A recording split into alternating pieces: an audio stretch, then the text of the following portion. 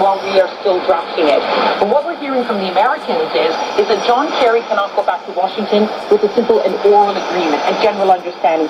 He needs the details because he needs to show them to the Congress, which is reconvening on April the 14th, and Iran is on the agenda, and the threat of more sanctions, which, as you know, would throw a complete spanner into the process. Yeah, I think that's right. The Iranians have made clear that they don't want a two-step process. They want a one-step process. They want something which is a framework agreement which is broad and perhaps ambiguously written, whereas the U.S. team needs to take something back, much more concrete to show to Congress. But I frankly think that this is an artificial deadline we're setting for ourselves.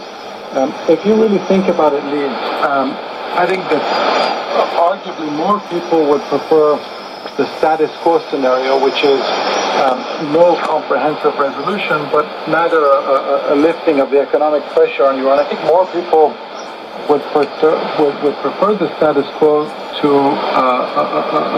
an abruptly signed deal. When I say more people, I mean think this would be preferable for many members of Congress. It would be preferable for the Israeli Prime Minister, for many Arab nations, and perhaps for the hardliners in Tehran. The big losers in all of this are, of course, the Iranian people who are desperate to re-emerge from economic and political isolation and get these onerous sanctions removed. But really, for the leadership in Tehran, the economic welfare of their population has never been a first or second-tier priority. So I think that these pressures from Congress, in a way, are inimical to Congress's own interest, and at the end of the day. And I have to say that your tweet in which you said that Iran's nuclear program has created more nervous energy among the population in Iran than nuclear energy